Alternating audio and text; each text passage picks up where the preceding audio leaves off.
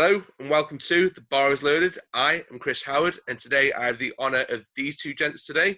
I have Mr. Taylor Strength himself, Danny Taylor, and I have Mr. Mental Health Muscle himself, Aaron Clark. How are we, sir? Hello, guys. Good, thank you, mate. Good, thank you. How are you? Yeah, absolutely fantastic, mate. The sun's out. You know, it's a good day. Absolutely. Let's make the most of this good weather, eh? Exactly. And how are you, Danny? Let's make the most of the good weather. Sit in and do a podcast. Now, I've got it even worse now. I've had to shut the window because I keep getting outdoor noises. So I'm like, nah, I'm not risking that on this podcast. Fuck that. Shut the window shut. So I'm now essentially in a hot box and it's fucking roasting. Self-isolation at its finest. Yeah, definitely. Well, mate, the whole thing is, my beard's fucking absolutely ruined. My hair's ruined. If you wanted a lockdown look, I am it. But no, it's great to have you both on. So thank you both very much for your time. Obviously, today we've got the honour of having Aaron on. So we're going to chat again about mental health, really, and especially during times like this, like it's such an important subject. So again, Aaron, thank you very much for jumping on with us. You know, there was no one better to get on for this. And obviously, Danny, thank you as well for jumping on. So we had a bit of a Q&A. We threw a lot of questions out there on Instagram for you to answer, Aaron. So, you know, we'll get cracking on with that. Yeah, no problem at all. No problem at all. So the first question we got, and it's quite a poignant one, really, was obviously we've had the sad loss of Luke Sando. And the first question really was around how to cope with mental health during lockdown. Okay. In a general sense, how we look after our mental well-being, I think there are many answers to that question. And if we're gonna hone in on the Luke story for answering that question, I think a lot of people are missing the gym. The gym's been taken away from us. That's a huge aspect of people's lives. That's a huge aspect of people's well-being. And when that's removed from our day-to-day routine and our structure, it can become very difficult for a lot of people. And I think one thing that we really need to focus on is trying to keep as much of a structure and a routine as we can. Now, I think when we went into lockdown, there was a big emphasis and a big frantic kind of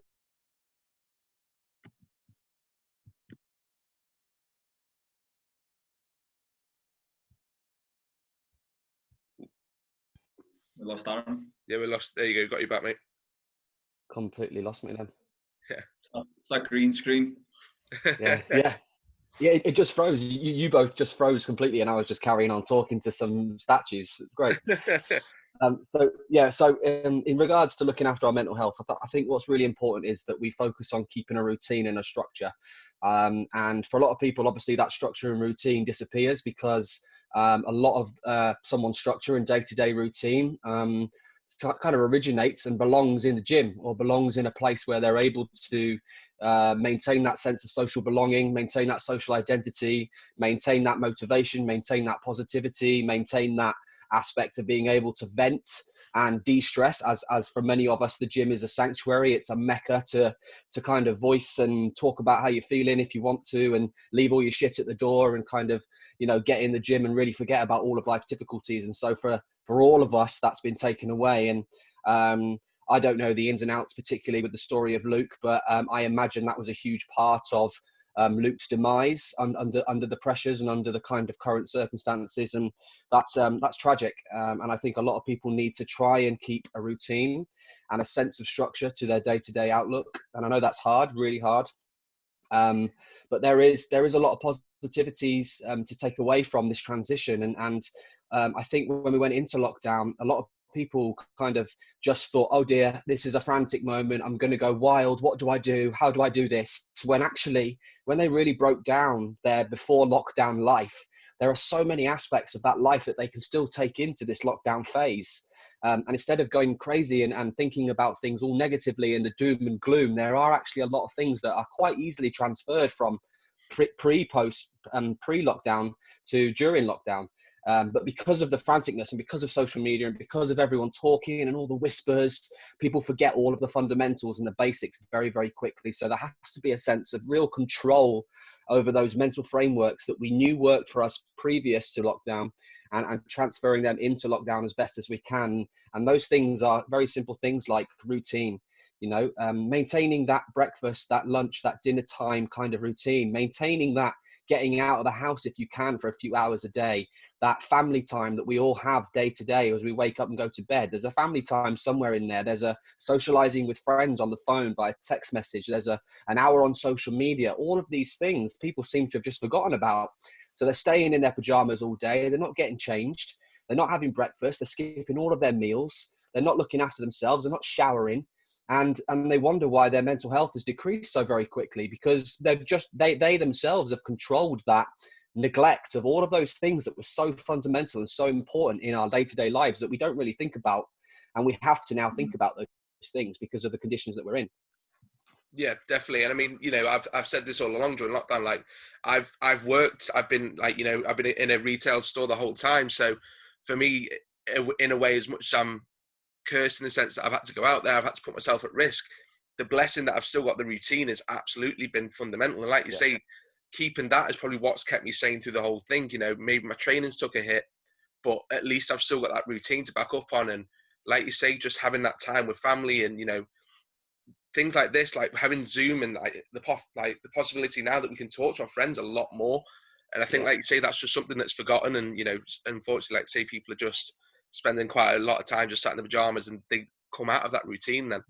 Yeah, I think the emphasis for me is on remembering the important things in our life. Now, I know for a lot of people that the gym is very important. For me, it's hugely important, and I know for you, Chris, particularly, it's been important in your life. Yeah, and that isn't. We're not forgetting about that. We're not changing that fact. That's very much a present thing. But there are so many other things in our life that should really be thought about before the gym, and should be held as a priority in our life before the gym. Family, friends, loved ones, our health, having a roof over our head, being able to eat from the table at nighttime, these simple gratitude principles which people tend to forget. And I think in day-to-day life before lockdown, they were very easily forgotten about, and I myself was culprit to that, particularly when mental health muscle was at its busiest. I forgot all about my family. I forgot about my daughter who was 6 months old. I forgot that I loved music. I forgot that I loved to play the guitar because I was so consumed in gym and mental health muscle, and forgot about the important things. I think that's really important, that during this lockdown, we really refresh and we really take a step back and analyze what important things are in our life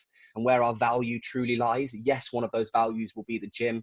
Yes, one of those priorities will be the gym, but we don't live our life with one priority. We have to make sure that when the gym doesn't, when we don't have the gym and it's not able to be accessed, we have other things that we can fulfill ourselves with: family, friends, hobbies, interests, reading, whatever it might be, Yeah, 100%, mate.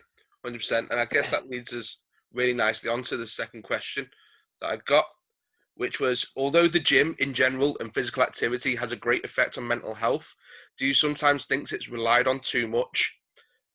What I mean by that is, worst scenario, what if one day you can't just train anymore, or even suffering from mental health whilst injured? In this case, COVID-19, should it be less promoted as a lonesome source and more of one of a few things that can help?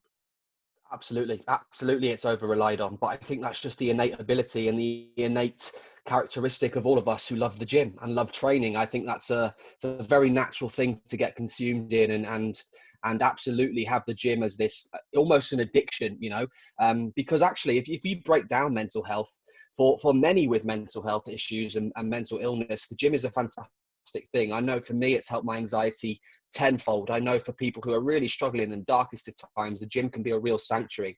But if we go the other side of the scale, for people that are perhaps suffering with an eating disorder or a terrible relationship with food, or Lost them again. Oh, sorry, mate, dropped out again there. That's all right. So yeah, where were we? So if we go to the other side of the scale, and we're talking about people who are struggling with their relationship with food, eating disorders, you hear many of them. I spoke to Hope Virgo not long ago, one of the mental health advocates for the UK. She's fantastic. She's suffered with an eating disorder for most of her teenage and adult life, and she was talking about the gym being an addiction, and actually relying on the gym too much made her iller.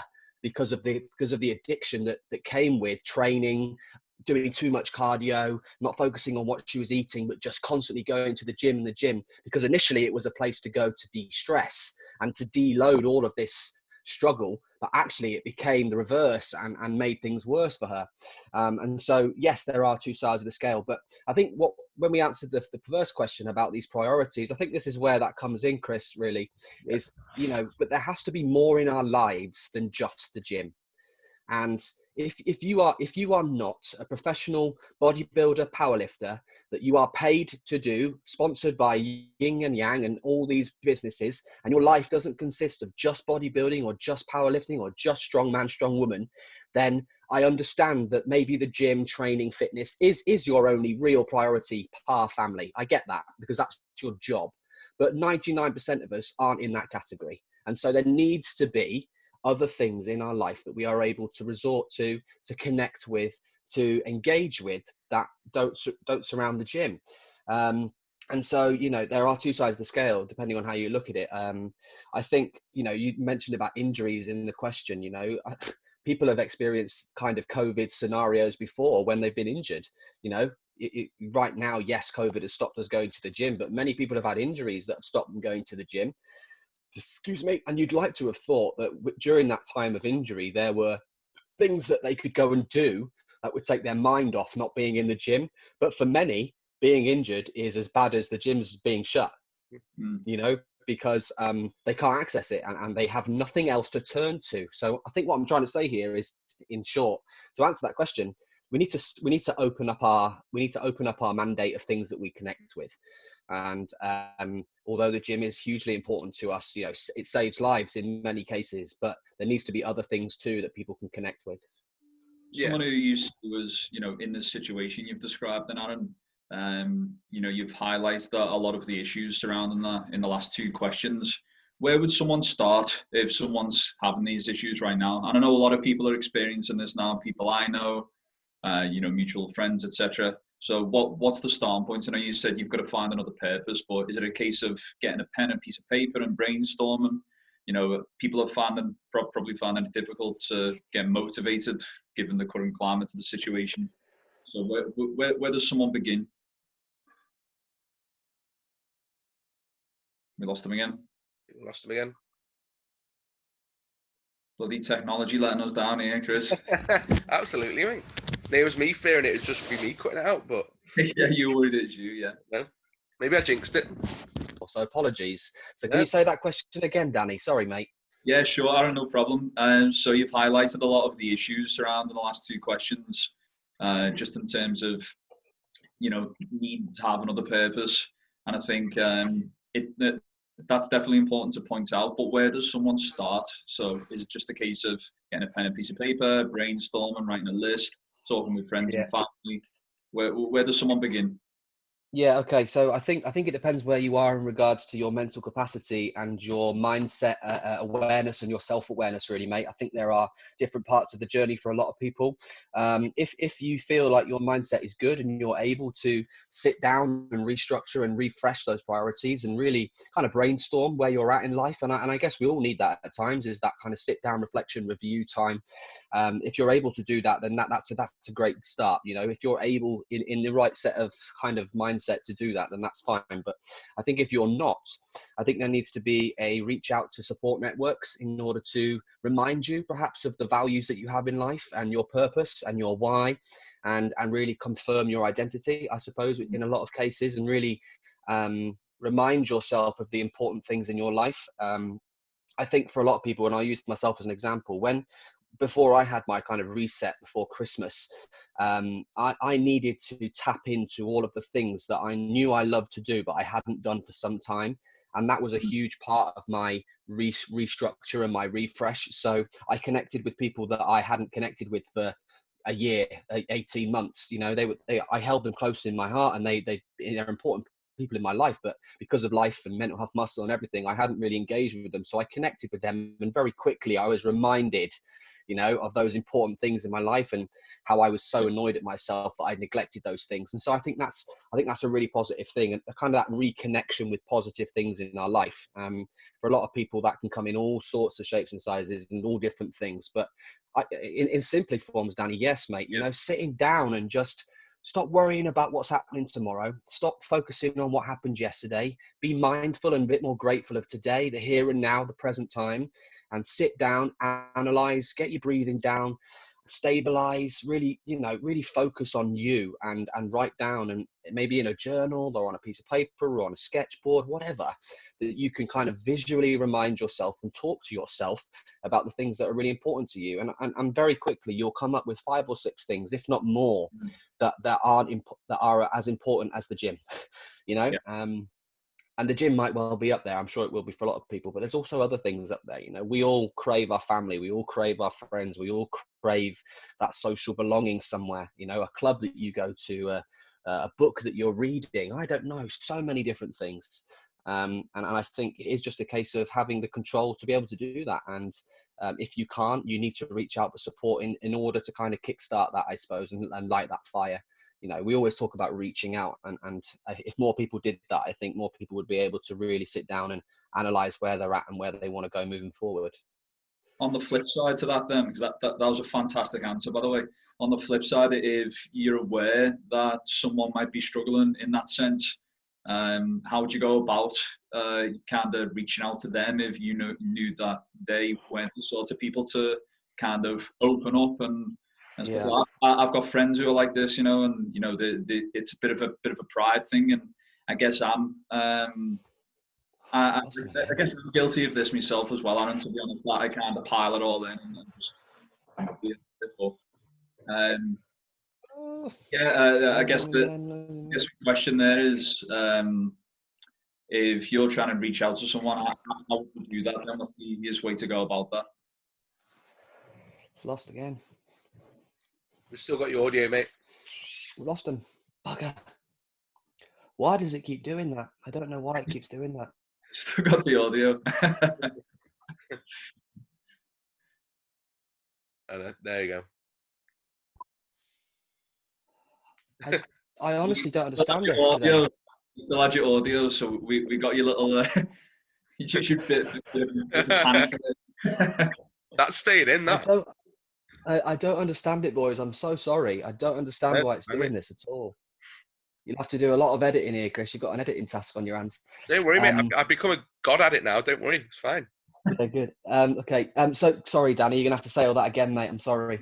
No sweat. It's just it was with that subject in mind, and kind of on the flip side, if you're aware that someone is struggling with their mental health, and they're not the sort of person to reach out to you, but you know that you could help them, how do you go about that without, you know, coming across what's the word I'm looking for? Kind of being too intruding, or, you know, kind of I wouldn't say misstepping, but do you understand where I'm coming from? Yeah, so, totally. Yeah. Okay. Kind of reaching out to someone in a way that, you know, it isn't going to upset them, or isn't going to just cause them to kind of put a shield up and then you get nothing. Yeah. Okay. So for me, there is a responsibility from everyone to be able to reach out to someone and ask if they're okay. I think what is out of our control is the response and the behaviors from that person that you reach out to. And I think no one is at fault for being able to reach out and ask a question and kind of tap into someone's mental framework and ask if they're okay, and ask if everything is okay, and how they're feeling. I think no one should be criticized for doing that. It ultimately, it is the difficult part comes when the response that you get isn't the one that you were hoping for, or that the behaviors of that person after you've asked that question change. And are presented in a way in which you think, damn, I shouldn't really ask that question, but you should have asked that question, because ultimately what could come back is, thank you for asking. I appreciate you asking. Yes, I'm not okay. You know, so it's like if I use suicide, for example, suicide prevention. You know, we for many years have prevented people and have encouraged people to never say the suicide word. Don't ask if someone's suicidal. Oh no, we mustn't do that. But that's bollocks. We need to ask people that exact question. Are you feeling suicidal? Are you thinking about suicide? Because ultimately what they can say is yes or no. Yeah, but because we avoid it, we miss an opportunity perhaps sometimes, and often we miss a slight window where they're looking for someone to say that to them. And then they go, yes, I am. Thank you for asking. Can we talk about it? Yes, we can. So I think the in response to your question, Danny, it's important that as the asker, you do everything you can to inquire about someone's well-being. It is entirely up to that person whether they wish to respond positively to that question or not. And actually, a lot of the cases, you might get a bit of an abrupt response initially. So you might say, you know, someone, how are you feeling? I've noticed you're feeling a little bit, or you're looking a bit down at the moment. Is everything all right? They might say, you know, I'm fine. But in an hour or so, or a day or so, come back to you and go, you know, yesterday when you asked me whether I'm right, I'm not all right. Because sometimes a lot of people need time to process the question that's been asked, because unfortunately it doesn't get asked enough. And I think depending on who that question comes from, so you might get a bit more of a blunted answer if it's someone that you love, someone very, very close to you, because there's that kind of, oh, I don't want them to feel like I'm a burden on their life, etc., etc. Whereas I've noticed in my experience, the people that you don't know so well often are quite happy to tell you that they're not okay. And that's something that I've noticed. And it's not to say that it's always the case, but it's certainly something that I've noticed. So yes, in response to your question, mate, ask the question. Ask them how they're doing. Ask them how they're feeling. You know, you've done your bit. Then you know your bit as the asker, as the inquiry, it is done, and you can't control their response or their reply to you. You just got to hope that eventually that question sinks in, if it's today or tomorrow or a week's time, you know. That's perfect. I think that's important for people to hear. Have I lost you again? And they've been fine. Yeah, strange. I don't know what. Maybe if I took my. Let's Is see this if my. the first time you've had to connect to Northerners, or Is it what? it could be the Southern connection. Yeah, mate, it could be. A note to self: never do Zooms with anybody from Liverpool. That's the thing, isn't it? You're stealing all your bandwidth. That north-south divide's like clashing. Saying that though, we've got all three here. We've got North, Midlands, and South, so we're all good. Yeah, we're all right. Yeah, dear. Right, cool. So where were we? Where were we before I fucked off again? Do you have anything to you just wrap that question up. I was literally just saying I think that was a really good response, and I think people needed to hear that, so thank you. No worries. So another question I'd been sent, Aaron. Obviously, you mentioned briefly about eating disorders. So this was one that said, I want to lose weight, but I've recovered from bulimia and EDNOS. Every time I've tried to lose weight since, it's triggered my eating disorder again. How do I lose weight healthily without triggering myself? Okay, so this is where my professionalism has to come into play, and deep down, eating disorders aren't my area. So it's certainly a question that I think is a valid question, and I could answer it from a mindset point of view, but I couldn't answer it from a medical or a knowledge point of view, purely because eating disorders is such a very complex area, and you really would need to seek professional help from someone that was really clued up and medically trained in that area.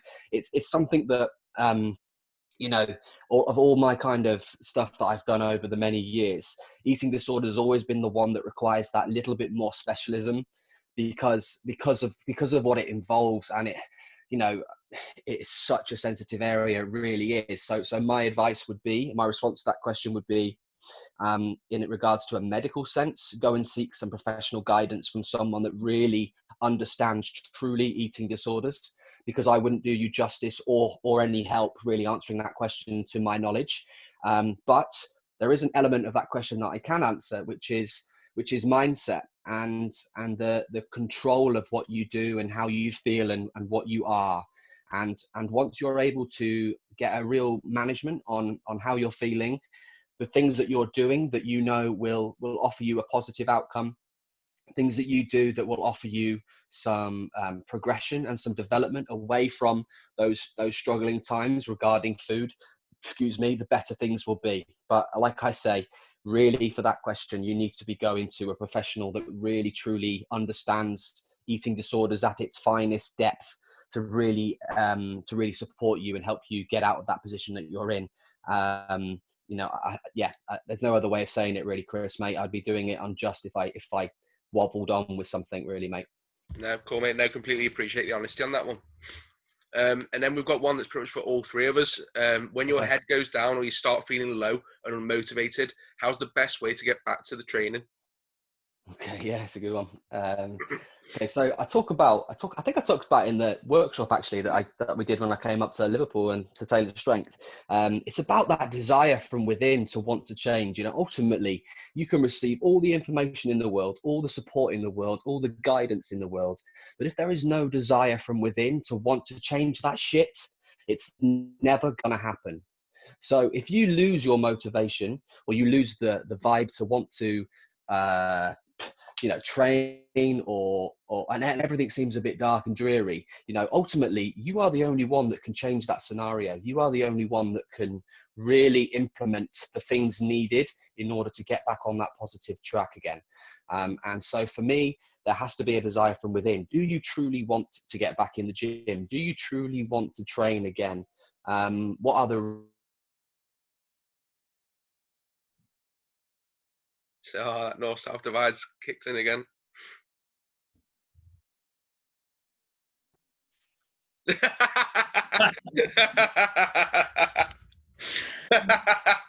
Don't edit that out. That's staying. That's absolutely staying. That's going to be the thumbnail for the video. It's just Aaron's head in his hands. Can't believe it. That's like the seventh time. So so there has to be a desire from within to change for me, and I think that's really important. Nothing's going to happen in life unless you make a change to do that.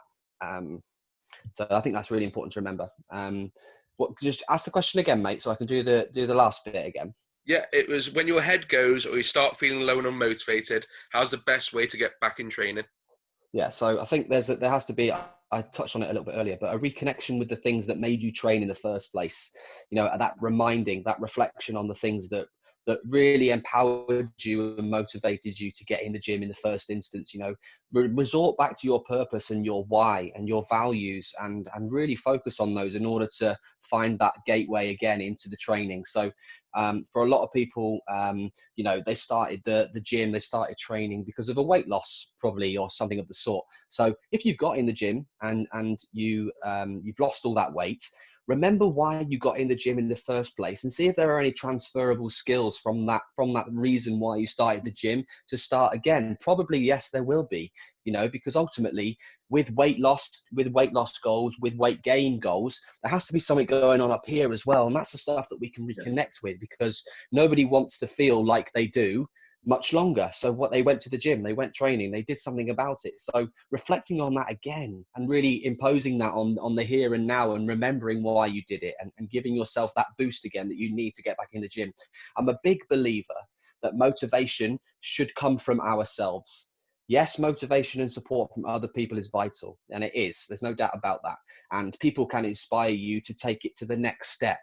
But motivation has to come from within. It begins with M, and I've always said motivation is me. I have to motivate myself, because if I'm not motivating myself, no fucker else is going to motivate me. So I need to be able to step forward before people can grab my hand and help pull me along. But if I'm not stepping forward in the first place, I ain't going anywhere. I'm at standstill. So, we talk about, I've lost the motivation. Where can I find this motivation from? From within you. Doing all those things that we talked about a little bit earlier, about reflecting, remembering why you started in the first place, really sitting down and analyzing all of those things in your life that you're doing this for. What are those short-term goals for? They aren't just for the gym. They're probably reflected out in your real life as well. So what are you doing to motivate yourself? Where is that desire? Where is that flame that you had once upon a time? Find it again. Dig deep. That's, it's resilience. We've got to dig deep, life. It's like, excuse me. There's no pointing the finger at anybody else all the time in your life. There has to come a point where you make the change and you do it yourself. Yeah, I think that's a really good answer, mate. And I think as a coach over the last 10 years, I've had to, I have these sort of conversations, not on such a deep level, but just to act as and serve as motivation, just a bit of a kick up the arse for some people sometimes. And what you've just mentioned then I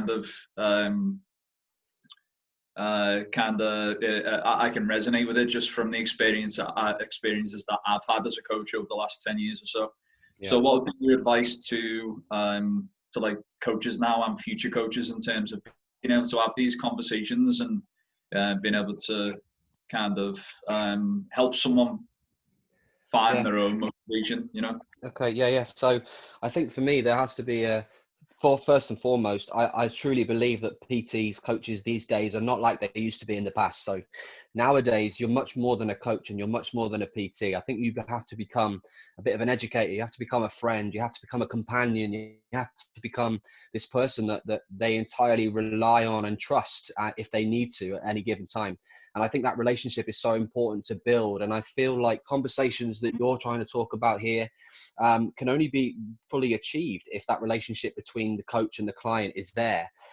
So my encouragement would be for coaches to really work on that social aspect between coach and client, really work on that relationship that you build with your clients to really truly understand them, understand what's going on up here, and what's going on up here, and kind of truly understand what their goals are and why they do the things that they do in their life. And that shared understanding is really powerful, and conversations will be encouraged if that kind of exists. I think there is a lot of evidence in the industry to suggest that not all PTs and coaches want to build that relationship with their clients, and it's clear to see that they struggle. Their clients after a week or so drop off, they disappear into the abyss. There's no retention. Clients don't come back when they've had 6 months off and they want to do another program.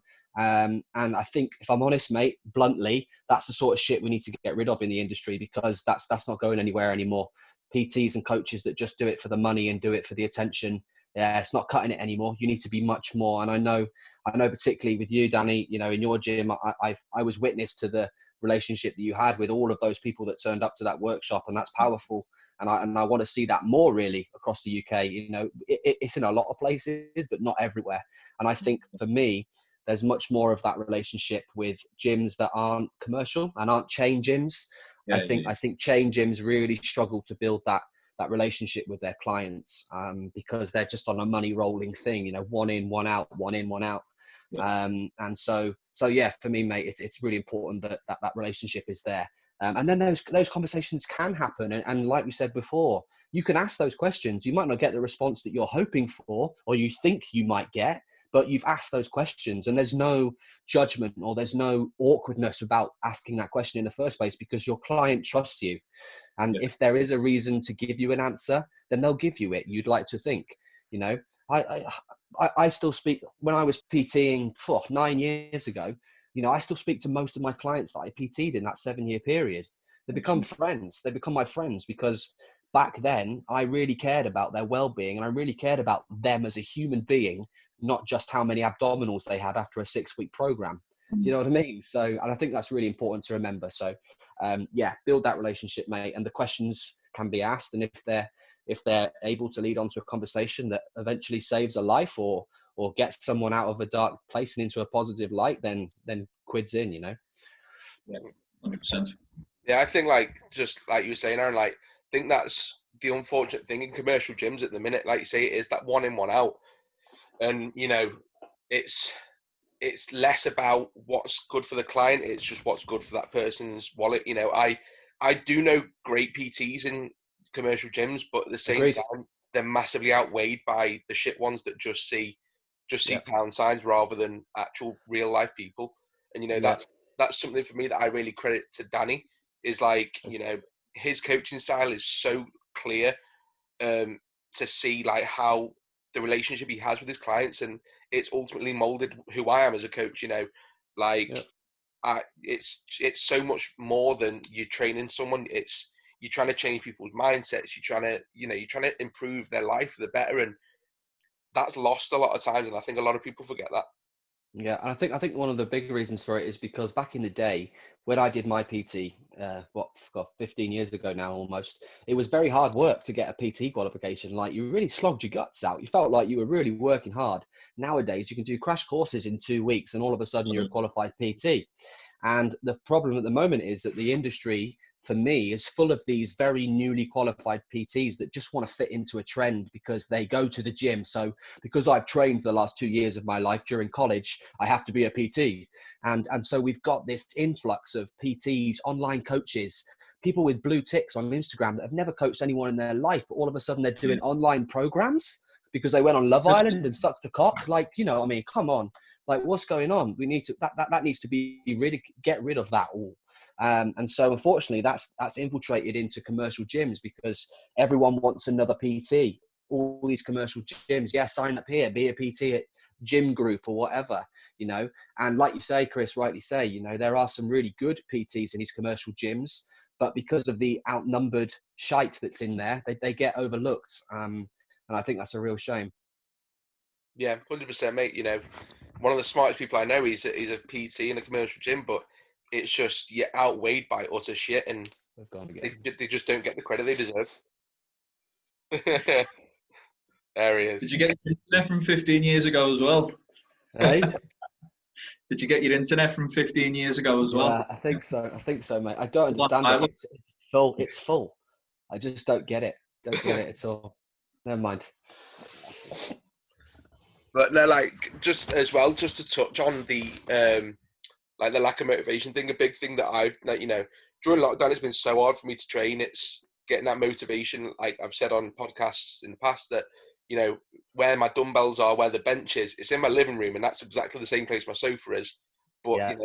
that's down to just having the room. I haven't got any other room, so it's not like I can just move it upstairs, and then it's not in that same vicinity. But I think for me, a lot of it has just been switching that mindset to just saying, right, rather than the fact that I'm a fat shit because I'm being able to train, at least I've been able to treat this time for recovery. And I think that little switch is just, it builds that motivation back up to think, look, right, I'm recovering now. The second the gym's open again, I'm going to be niggle free for the first time in months. So, Yeah, I think there's a lot of value in what you just said there, mate. I think to sum it up, there's negativity fuels negativity. If we can try and transform these hindrances in our life at the moment, these difficulties, these challenges into a positive sense, and look at it from a different perspective. Perspective is such a key element right now for a lot of people. Yes, I can't do this, but what else can I do? Yes, I don't have this, but what do I have? I can't do this at the moment, but this is only temporary. It's a very temporary phase in our life. We're going to get out of this probably sooner rather than later by the looks of things. We are going to get out of this, and I can't wait until we do that. So for me, that's really important, and transferring those negatives into positives, because if we just indulge ourselves in these negative, everything's shit, everything's doom and gloom, life is going to be shit and doom and gloom. That's ultimately the only way that it's going to be. So the more that we can transfer these negatives into positives and really look at things productively and opportunistically and optimally, then the better things will be, mate. So like you say, yes, your weights are in your living room, but you've got weights and you've got a living room. Many people don't have weights in the first place, so, and like you said, you've got this time now where you can rest and recuperate and get back to full capacity and injury free, perhaps niggle free. Not many people do that. We talk about rest when we're training. Not many people rest. People are forbidden. Rest is forbidden for a lot of people. I'm not resting, no gains, like whatever. Like now is a time to rest and really recuperate. So yeah, exactly that. Great example, mate. Use this time as a rest period, as opposed to I can't train, but I can rest. So there's the switch. Yeah, definitely, mate. And like, recovery for me is something I've always been passionate about. Like, I think, like you say, there's too many bros out there that think, oh, no rest days, you don't get gains in rest days. But it's not even just about letting your body recover; it's letting your mind recover. Like you say, it's not good to be thinking about the gym 24/7. Like that isn't healthy for anyone. You need that time to switch off. So, these people that just think no rest days, they just really need to sit back and think: is is this wise? Because it's certainly not going to be something that they can carry on for months and months and months. It's, it's certainly not sustainable.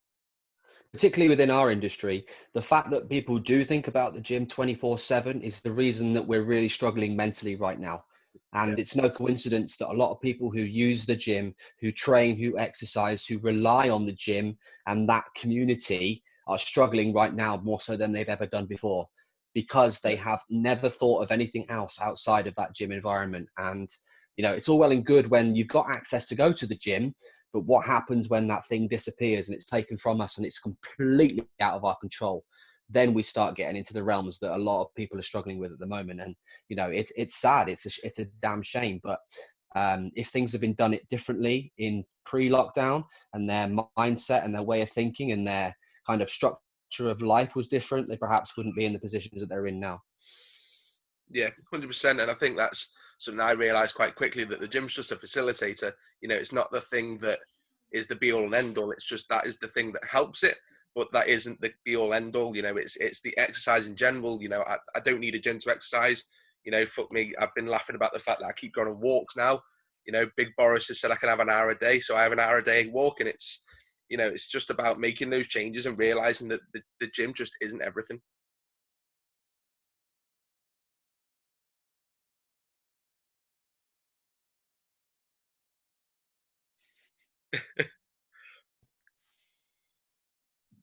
There we go. We've dialed back in.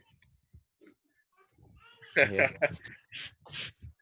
But yeah, mate, yeah. No, I was just saying that it's just about taking that reset and realizing that the gym isn't that be all and end all, and it's a facilitator, nothing more, nothing less. Absolutely. So we got another question as well, which is obviously mental health muscle has been so important to everyone. What that after that seminar you came up and did with us, it touched a lot of us. It's how we met you. We've spoke many times since, and one of the questions was, what is the future like for mental health muscle? What's it okay? Yeah. So this is one that's kind of a personal touch, I think. So, end of last year, November time, I myself hit the most difficult mental health stage of my life that I've ever had before. And I hit a real low. I had a complete breakdown. I was severely depressed, very low mood, and lost all my buzz for life, really. And I think a huge part of that was trying to juggle all the things that I was doing at that present time. So I work full time. I was running a national organization alongside it in my own time.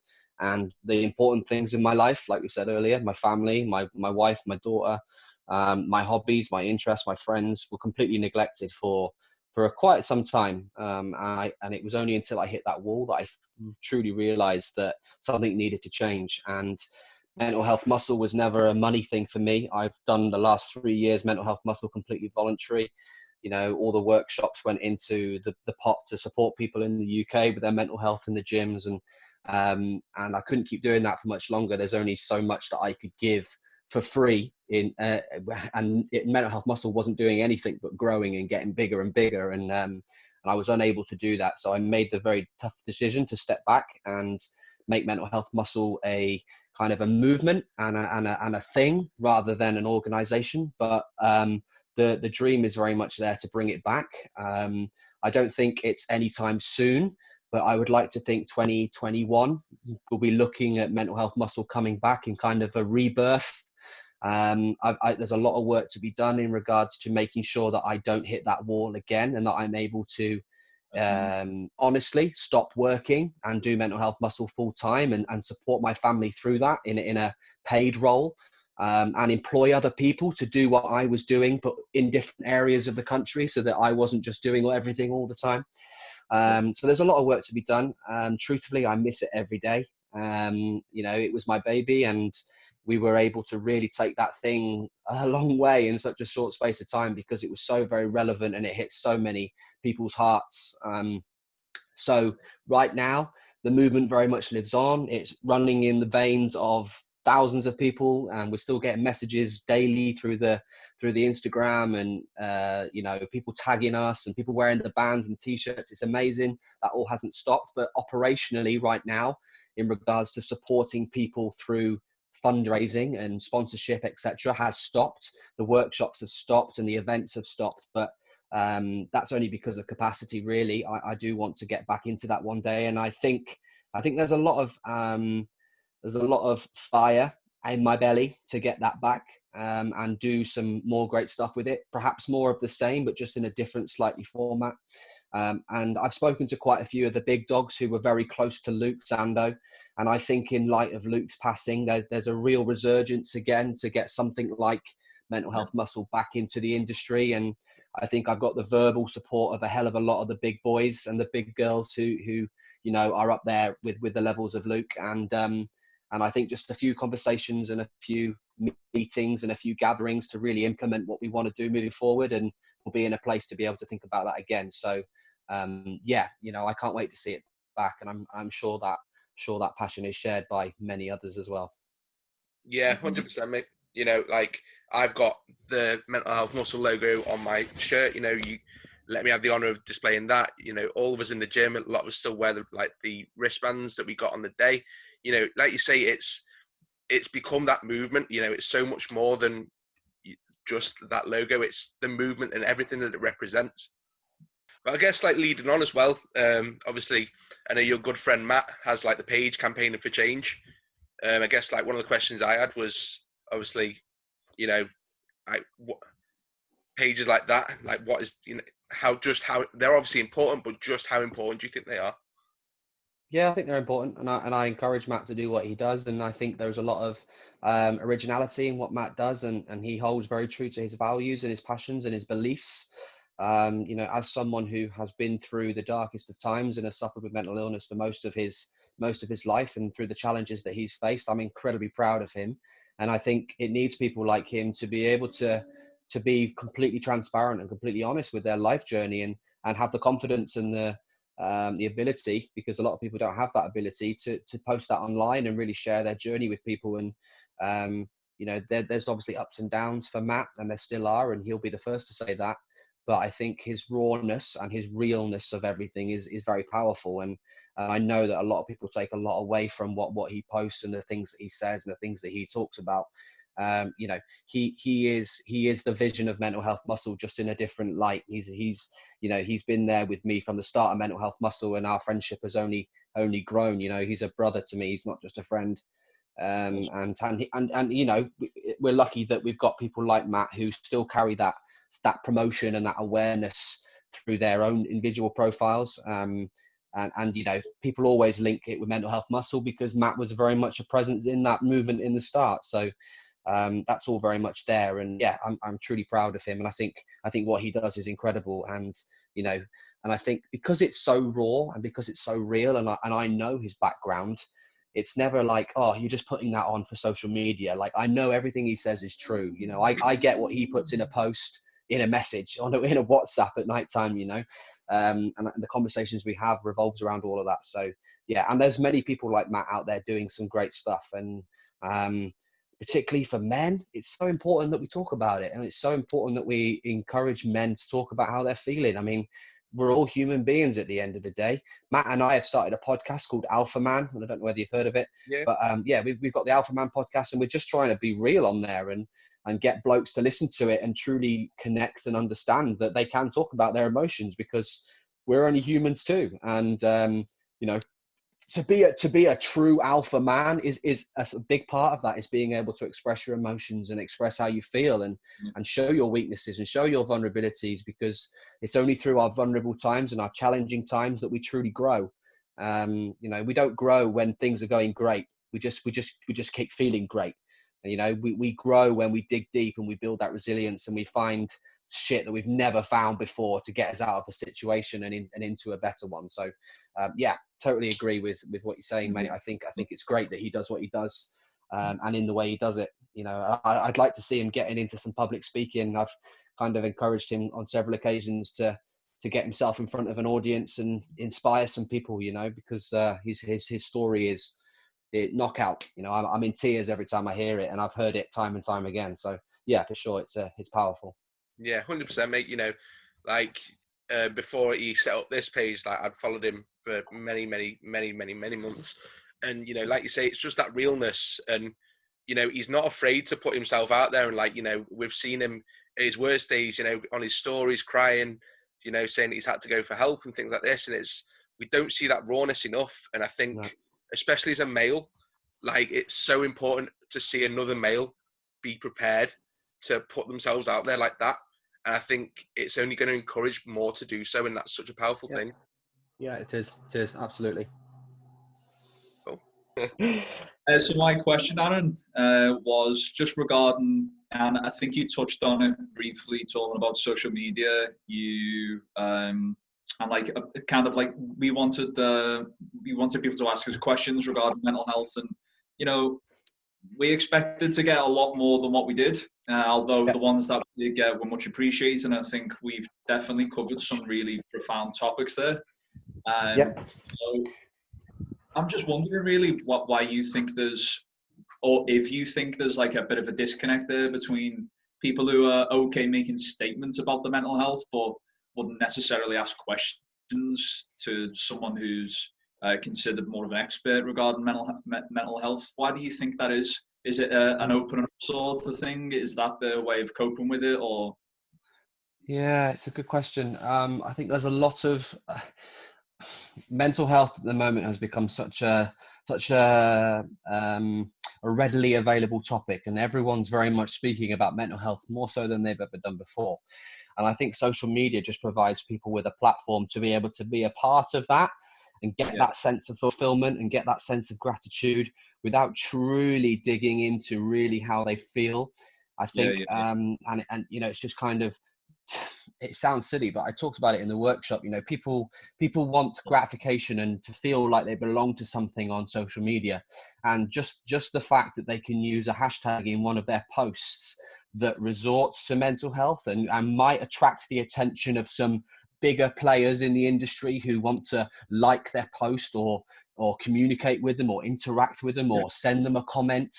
That might be the reason for it. And that we have to be very, very careful where we sit on this fine line of why are we wanting to talk about our mental health? Why are we wanting to tell the world about how we're feeling mentally? Is it because we truly want people to know because we're looking for support and we want to empower people to do the same?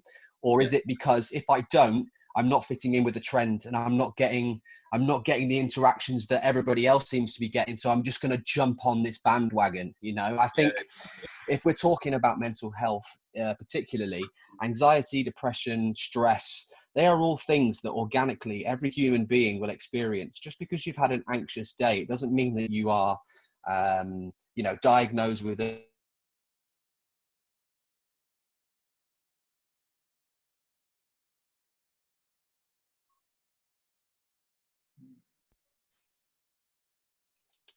Just because you are struggling with an anxious moment or a depressive moment doesn't mean that you are diagnosed and that you have a mental health issue or you have a mental illness. But I think because there's so much information out there, people are just very quickly self-diagnosing, and they think to themselves, oh, I was a bit anxious yesterday, I'll do a post on mental health and tell people how I'm struggling with my mental health, when truly, deeply, there isn't that much of a relevance in what they're experiencing. It's just a human organic emotion, and we're all entitled and we're all, you know, very capable of feeling those emotions. And I think that's the fine line. So we talk about, you know, promoting information and giving people more information on mental health. With that comes more people self-diagnosing and feeling like they have to fit into that because of something that's happened in their life. I think that happens a lot, mate. So these are the things we've got to be careful on social media, you know. It is an amazing tool, but similarly, it also is a dangerous place, and it can be quite overwhelming for a lot of people, and it can become a place of real magnetism and addiction, and a lot of people's lives and communities and belonging is on social media. So imagine if social media was taken away from because of COVID. You know, I think we'd be in an even worse position than we are right now. Because of the gyms going, I think we'd be in an even worse position if social media went because of lockdown, you know. So thank the Lord we're not in that position, because I think we'd be dealing with a pandemic of mental illness, let alone pandemic of coronavirus, you know. So yeah. Yeah, definitely. I mean, like the point on that, like you were saying, is mental health is just, it's so unfortunate at the minute that it's just becoming a hashtag that all these blue ticks thinks it's going to be something that's just going to get more likes, more follows. And it's just, it's, you know, that's something I took massively from the seminar that you did was, you know, if you follow someone that isn't beneficial, unfollow them. You know, there's no point they should be in your follow list. And that's what a lot of these people are, is they're just there to hashtag mental health. And like you say, it's just, I've had a sad day, I must be depressed. And there's just too much of that at the minute. And I think it's quite hard for people to divulge who's being genuine and who's not. Yeah, it's very difficult, mate. It's very, very difficult. And I don't think we'll ever get to the bottom of it, really, because unless you really know that person and there's a relationship there, I don't think anybody truly knows, you know. Under Mental Health Muscle, a lot of people with blue ticks, I just reached out to, and because I was intrigued by the posts that they were doing. And when one or two posts come up, you think, oh, it might actually be a genuine thing here, you know. And I would often message the blue tickers or the influencers in our industry. Very little of them, you know, influencing absolutely anything at all, really, but they were influencers in their own right. And I connected to them, and some of the responses were like, yes, okay, I understand. You've got a mental health issue. You get it. Other responses came through, and I'm thinking, this response is not someone who's just posted what you've posted. You know, this response is, you know, it's money orientated. It's getting more followers orientated. This isn't genuine response, what you're giving me here. You know, when we had the events, and we had a lot of them, you know, I reached out to some of the big dogs, because big dogs are powerful, and their influence and their impact that they can make is great. And, you know, a lot of them were keen to do things for free and get themselves down and talk about their mental journeys. And that was amazing. But the first thing that they say is, how much you're paying me? You know, when is it? You know, I'm thinking, this is not why I'm messaging you. And this doesn't portray the post that you've just posted to tell everybody about your mental health, when actually probably all you're doing is just jumping on a bandwagon because it's common and it's cool, it's trendy. You know, mental health isn't cool, it's not trendy. You know, so that's the difference, and that we have to filter that out, and we'll be forever filtering that out, mate. You know, there's a lot of companies out there, for example, that do apparel that support mental health, and that's great. But there's also a lot of companies out there that support mental health, and truly they have no interest in mental health at all anyway. They're just doing it so that on the advertising it looks good to people because you're supporting mental health charities. And there's a lot of that as well. So we just need to be careful. 100%. So anything you'd like to add, Danny? Anything you'd like to add, Aaron? No, nothing else to add. I've really enjoyed it, guys. Thank you very much for having me. And like I say, if there's anything that we can do again in the future, I'm sure there will be, and I'm sure we'd love to get together and do some more stuff when all of this crap's over. But in the meantime, you know, like I said, the Mental Health Muscle page isn't operating in regards to an organization, but the DMs are always open. And if anybody wants to check in and have a chat about things, then I'll always be on the other end. So I encourage people to reach out if they truly want to reach out and talk about how they're feeling, because I'm always a voice and an ear to listen, you know. So awesome, mate. Listen, Aaron, thank you again for coming on, mate. You're welcome. Danny, thank you for your time. And like you say, I'm sure we'll do something in the future, mate. Yeah, lovely to see you both. You too, mate. Enjoy the rest of your day, guys. Take care, boys. Take care, guys. Bye-bye. Take care, boys. Bye-bye.